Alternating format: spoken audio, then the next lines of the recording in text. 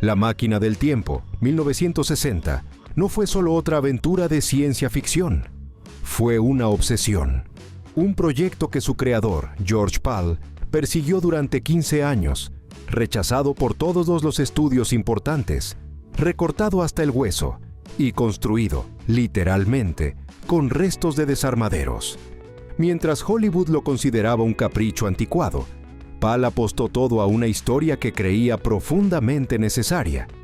Aceptó un presupuesto mínimo, actores subestimados, riesgos físicos reales en el rodaje y decisiones creativas que terminarían enfrentándolo incluso con la familia de H.G. Wells. El resultado fue una película que ganó un Oscar.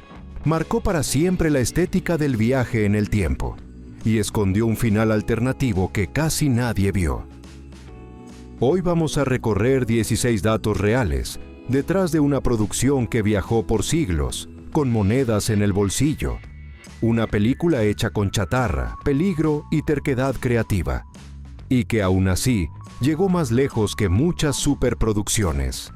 Dato 1. George Pal tardó 15 años en lograr que la película existiera. El laboratorio empezó a desvanecerse a mi alrededor. La máquina del tiempo no nació como un encargo de estudio. Fue una obsesión personal.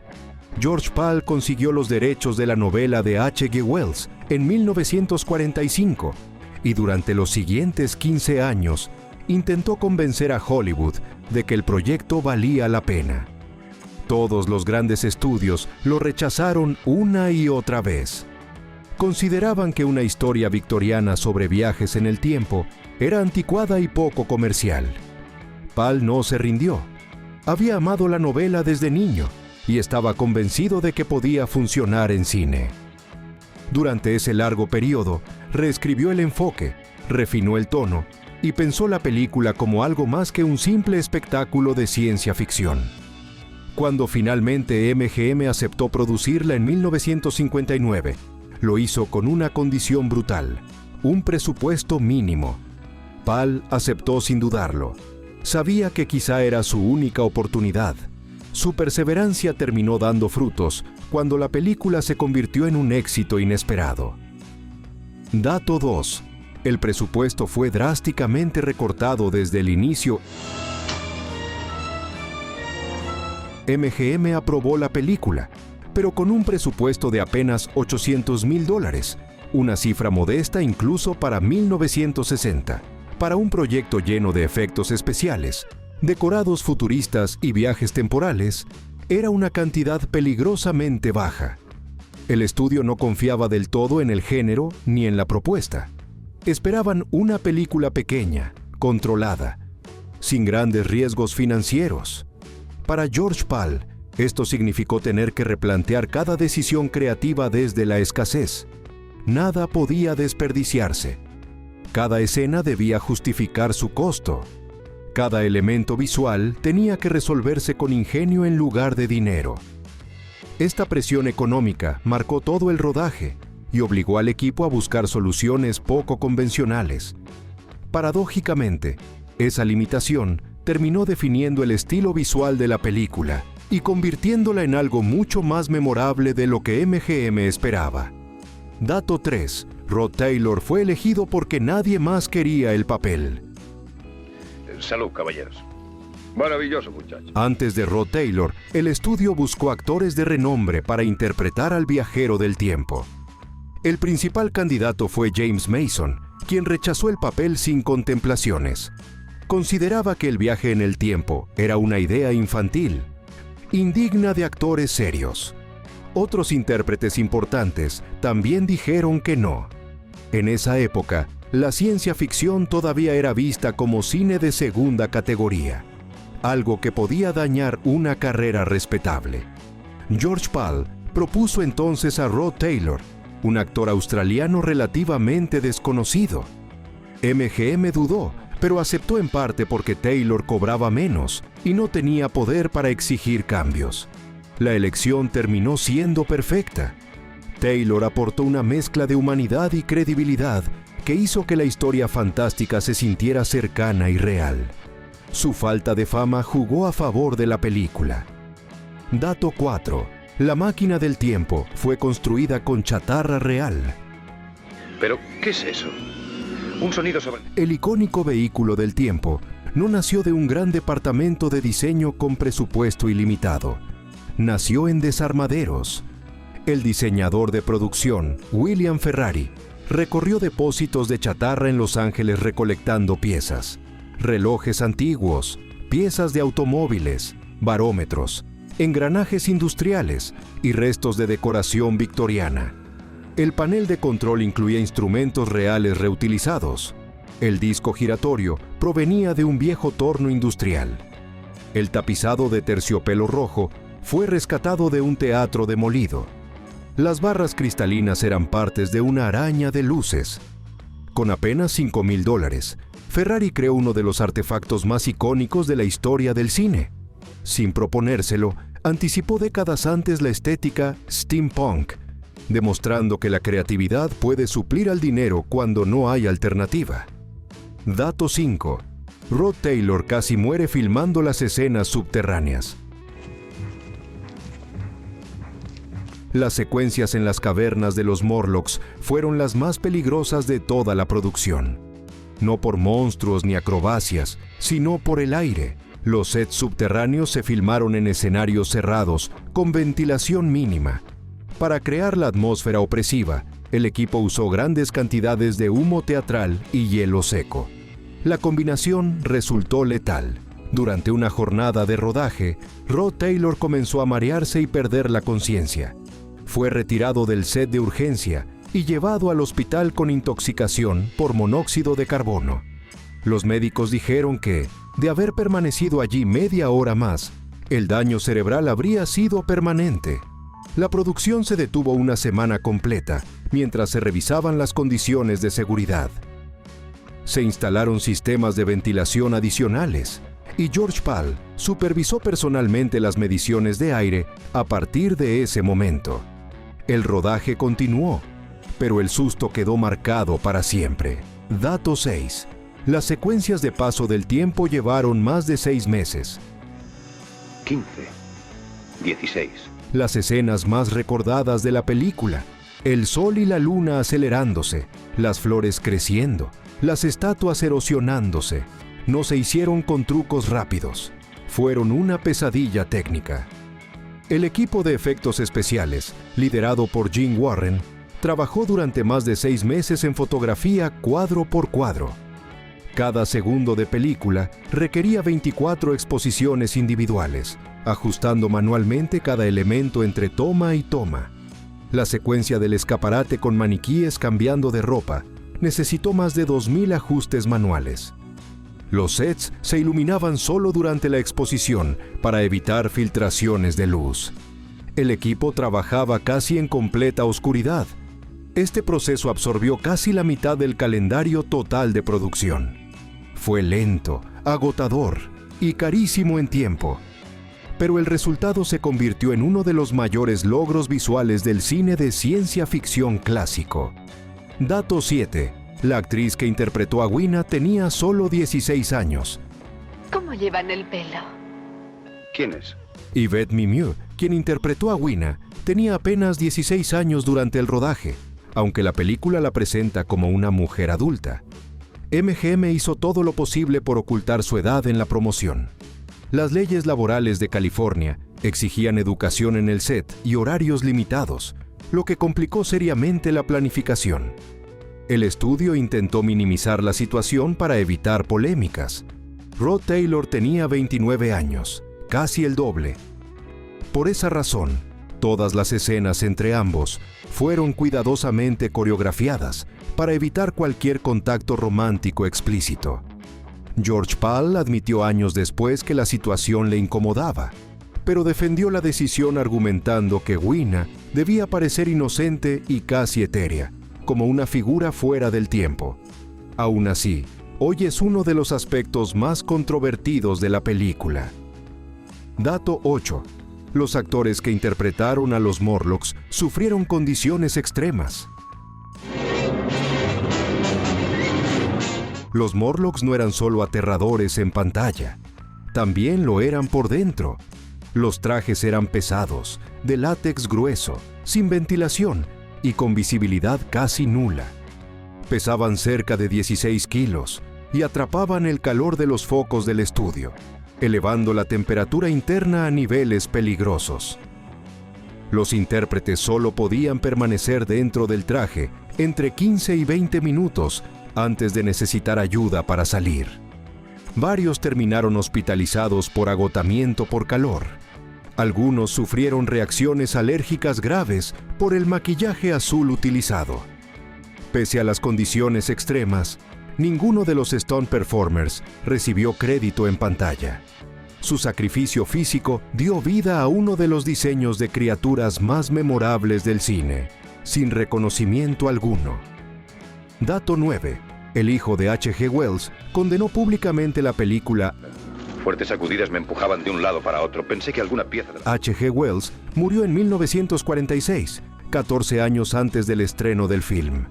Pero su hijo, G.P. Wells, sí llegó a verla y la odió. Tras el estreno, declaró públicamente que la adaptación traicionaba por completo el mensaje central de la novela. Para Wells hijo, el libro no era una aventura romántica, sino una crítica socialista feroz sobre la lucha de clases. En la novela, los Eloi representan a una élite decadente e inútil, mientras que los Morlocks son la clase trabajadora explotada que finalmente se rebela. La película eliminó casi todo ese subtexto político y convirtió el conflicto en una fábula moral más simple.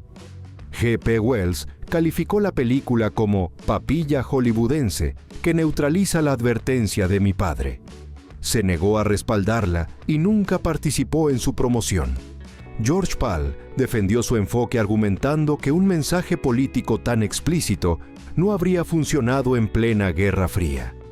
Hasta hoy, críticos siguen divididos. Adaptación traicionera o reinterpretación necesaria. Dato 10. La secuencia de guerra nuclear usó imágenes reales de pruebas atómicas. ¡Vamos! ¡Vamos! Pero ¡Vamos! señor Philby, por favor, escuche. La escena más perturbadora de la película no fue completamente ficticia.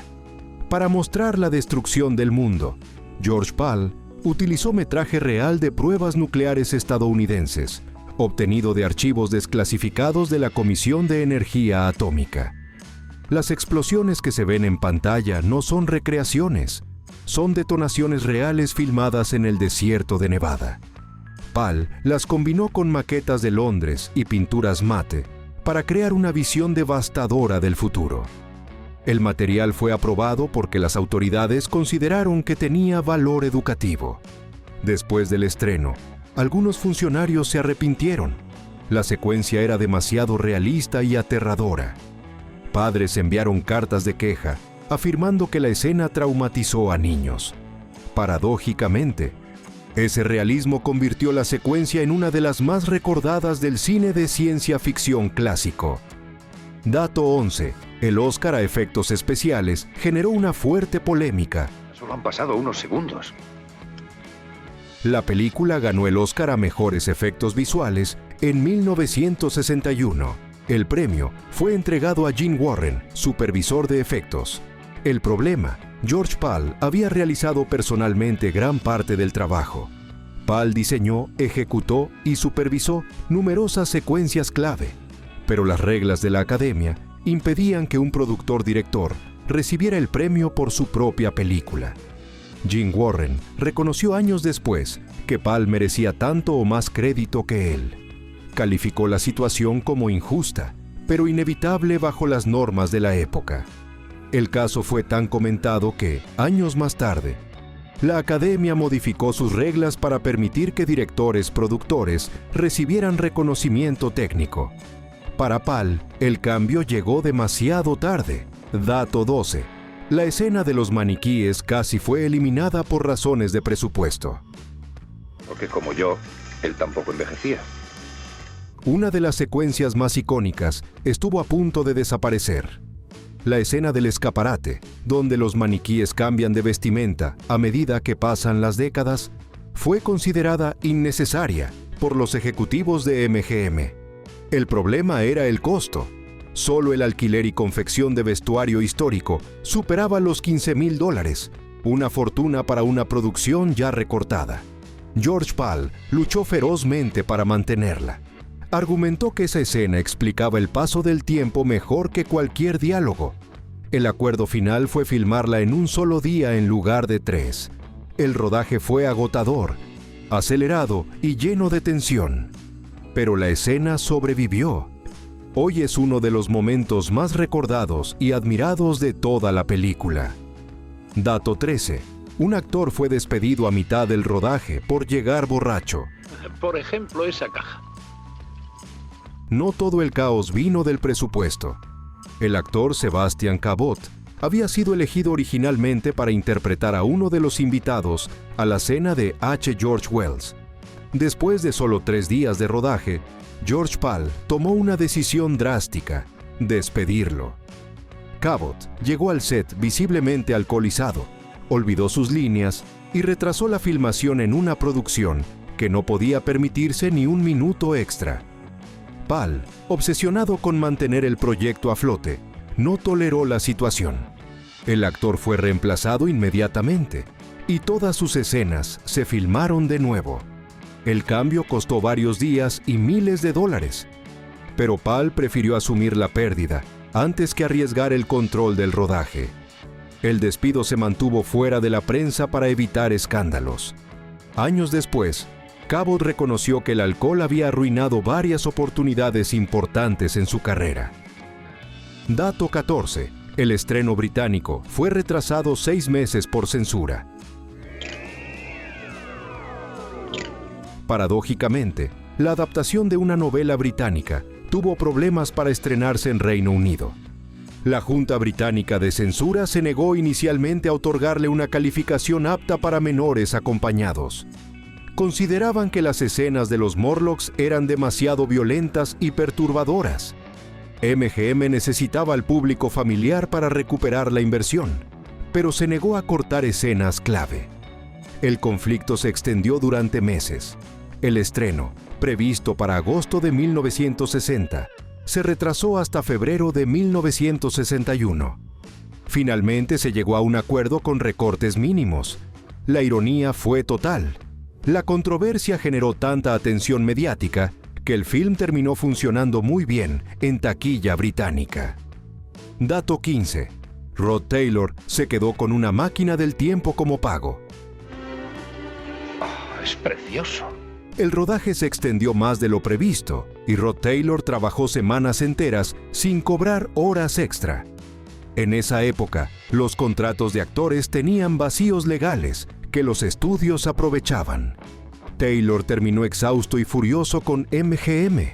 Pidió compensación económica. El estudio se negó. Entonces, vio algo interesante: una maqueta detallada de la máquina del tiempo guardada en utilería. Taylor la reclamó como pago simbólico por su trabajo no remunerado. MGM aceptó para evitar un conflicto legal mayor. El actor conservó la maqueta durante décadas antes de venderla a un coleccionista. Fue, literalmente, el recuerdo más valioso del rodaje. Dato 16. El final original fue filmado, pero nunca se usó. Excepto 3 libros. ¿Qué 3 libros? George Pal filmó un final alternativo mucho más explícito. En esa versión, Wells regresa por última vez para buscar 3 libros específicos: un texto de medicina, uno de ingeniería y un libro de historia. Ante la pregunta de Philby, Wells deja claro que piensa volver al futuro para ayudar a los Eloi a reconstruir la civilización. No hay misterio, no hay ambigüedad. Las audiencias de prueba prefirieron ese final, pero MGM decidió descartarlo. Creían que el final abierto, con Philby preguntándose qué libros eligió, generaría más conversación y recordación. El final claro quedó archivado. Durante años se creyó perdido. Así, la película terminó no como Wells la imaginó, sino como el estudio pensó que vendería mejor. Una obra hecha a contratiempo. La máquina del tiempo pudo haber sido una superproducción. No lo fue. Pudo haber tenido estrellas consagradas. No las tuvo. pudo haber sido cómoda, segura, políticamente correcta. Tampoco. Fue una película hecha con chatarra, terquedad y convicción. Con un director que pasó 15 años persiguiendo una idea que nadie quería financiar. Con actores que arriesgaron la vida. Con mensajes suavizados, finales recortados y reconocimientos incompletos. Y aún así, funcionó. Porque a veces las historias más duraderas no nacen de presupuestos enormes, sino de personas que se niegan a abandonar una visión, incluso cuando todo está en contra. George Pal no adaptó exactamente el libro de H.G. Wells, pero creó algo que, 6 décadas después, sigue viajando en el tiempo. Y quizá esa sea la verdadera paradoja.